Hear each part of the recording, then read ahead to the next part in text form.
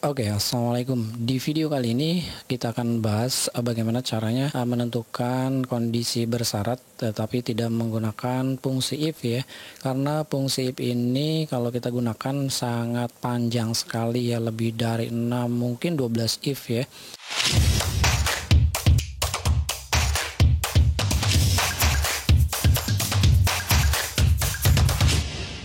Oke, di sini sudah saya siapin data-data seperti ini. Ini anggap saja sampel data ya, ada anggota. Di sini adalah jumlah anggotanya, ada yang 1200, ada yang 500 dan seterusnya. Ada juga jumlah atau ya anggap aja misalkan ini adalah jumlah ketua atau apalah gitu ya. Dan di sini ada kriteria atau ketentuannya. Oke, jadi jika anggotanya lebih dari atau sama dengan 0 dan kurang dari 100 maka rate-nya adalah 0,01 ya, 1,01. Sementara jika anggotanya lebih besar atau sama dengan 100 dan kurang dari 200 maka rate-nya adalah 1. Dan kita akan menghitung berapa sih jumlah perkalian jika rate-nya dengan kondisi seperti ini ya. Nah, kita akan jumlahkan misalkan dengan rate seperti ini kondisinya, jadi kita harus menentukan kondisi dulu ya. Kalau misalnya teman-teman biasanya kan menggunakan fungsi if ya, karena kalau kita lihat di sini problemnya adalah dengan menggunakan fungsi if ya, jika itu kan biasanya kan dengan menggunakan fungsi if ya. Jadi kalau misalkan teman-teman menggunakan fungsi if kan seperti ini, if ya. Oke, karena di sini ada dua kondisi ya. Dua kondisi, jika anggotanya lebih dari 0 dan kurang dari 100 ya, maka rate-nya kita buat adalah 1,01. Itu kondisi pertama gitu kan ya. Kondisi pertama aja sudah menggunakan fungsi dan gitu, jadi kita menggunakan fungsi and seperti ini.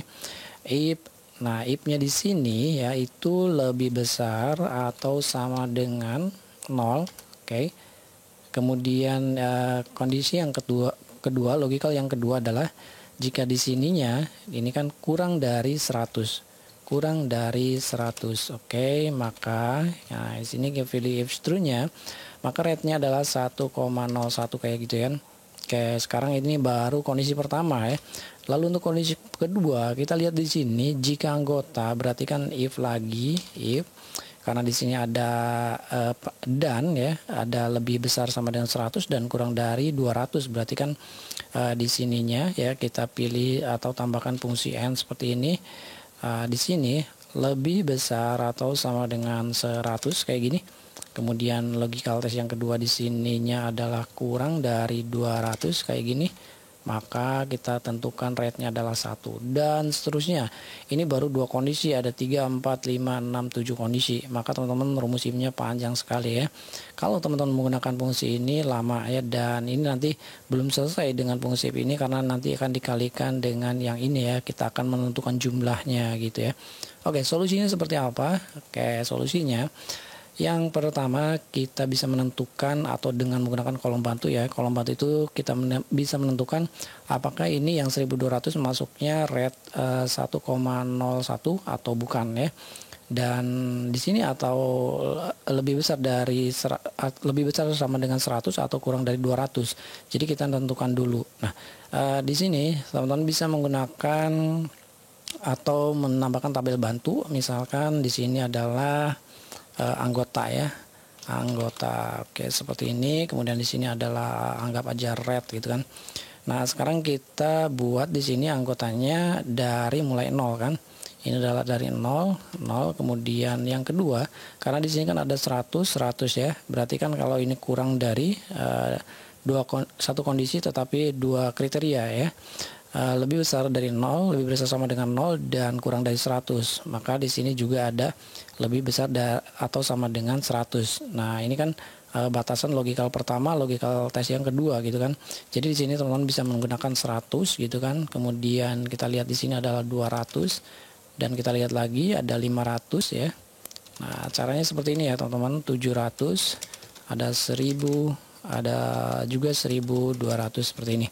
Oke, kalau sudah tentukan rate seperti ini, kita bisa anggotanya seperti ini, kita bisa menentukan rate-nya. Kalau misalkan di sini adalah lebih besar dari 0, maka rate-nya adalah 1,01, kemudian ada 1, 1,03, ada 1 lagi, 1,05, ada 1 lagi, dan 1,07 seperti ini ya. Ini sesuai dengan kondisi seperti ini ya. 1, 2, 3, 4, 5, 6, 7. Ada 7 kondisi ya, dengan 2 kriteria ya, dan ini makanya kan dan. Oke, kalau sudah tentukan kayak gini, kita bisa melookup ya. Melookup apakah ini masuk rate yang ini atau ini. Kalau kita lihat ini 1200, berarti rate-nya adalah lebih besar atau sama dengan ada 1,7 ya. Oke, kita gunakan fungsi lookup saja di sini ya. Jadi caranya kita bisa menambahkan fungsi lookup. Oke, seperti ini. Lookup value-nya kita ngambil kolom ini ya. Kolom ini, oke. Nah, kita kunci dengan F4. Kunci dengan F4, kemudian lookup vektornya, lookup vektor atau lookup atau array datanya, kita bisa menambahkan kolom ini ya, kolom mana, kolom anggota gitu kan. Kolom anggota itu yang ini ya, kita blok seperti ini. Oke, kita kunci lagi dengan F4 lalu titik koma.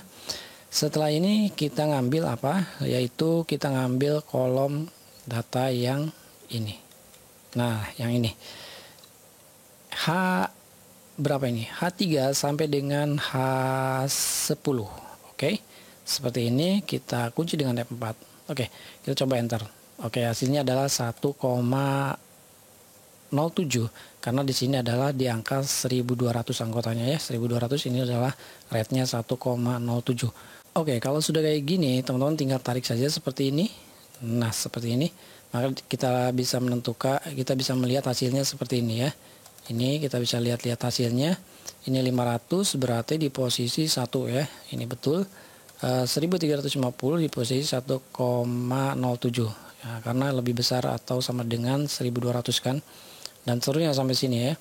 Nah, kalau sudah kayak gini, kita bisa mengalihkan ini kali ini, ini kali ini, ini kali ini, dan kita bisa menentukan jumlahnya berapa gitu kan.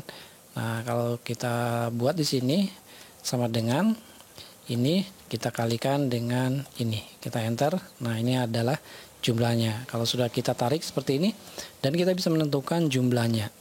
Nah, seperti ini. Ini cara manual menentukan jumlah. Oke, 226. Nah, seperti itu ya. Sebenarnya untuk menentukan jumlah ini tidak usah menentukan dulu lookup value seperti ini, menentukan dulu perkalian seperti ini, tidak usah ya. Kita bisa langsung menjumlahkannya saja, misalkan seperti ini ya. Jadi kita menggunakan fungsi lookup dulu, lookup kayak seperti ini. Nah, untuk lookup ini kita ambil dulu di kolom ini ya, lookup value-nya. Seperti ini kita kunci saja dengan F4 ya. Kemudian kalau sudah kayak gini kita ngambil data anggotanya seperti ini, lookup vektornya atau data array-nya. Kalau sudah kayak ini kunci aja dengan F4 lagi. Oh sorry, ini salah teman-teman ya. Kita ngambil yang ini dulu. Kita kunci F4 titik koma dulu. Kita ngambil yang ini ya. Oke, kita kunci. Nah, kalau sudah kayak gini kita akan mengambil data yang ini seperti ini. Oke, kita kunci lagi dengan F4. Nah, kalau sudah kayak gini, kita bisa menambahkan fungsi sum product. Oke, seperti ini, sum product. Nah, karena tadi ada perkalian antara jumlah dan rate-nya, maka kita bisa mengalihkan sum product ini dengan data yang ada di kolom ini. Seperti ini. Oke, kalau sudah kayak gini, kita coba enter. Klik yes. Hasilnya adalah 226,45. Sama ya. Sama kalau misalkan kita sama, kita coba jumlahkan dulu seperti tadi. Kalikan dulu. Kali ini kita enter. Oke, kita tarik. Kita tulis sum seperti ini. Kita ambil lalu enter. Hasilnya sama ya. Sum product ini tanpa kolom bantu yang ini dengan kolom bantu ini dan ini. Oke. Jadi ada dua ya. Jadi kalau misalkan teman-teman hapus seperti ini tidak akan pengaruh. Jumlahnya akan sama atau tetap seperti itu ya. Oke, sebenarnya untuk saham produk ini teman-teman bisa mengaplikasikannya ke dalam kasus yang lain ya. Lookup value juga bisa diaplikasikan ke dalam kasus yang lain. Silakan teman-teman simak aja videonya, bisa diambil manfaatnya untuk kebutuhan teman-teman di pekerjaan ataupun tugas-tugas sekolah, kuliah dan sebagainya ya. Sampai di sini aja video kali ini. Mudah-mudahan video yang bermanfaat. Terima kasih. Assalamualaikum.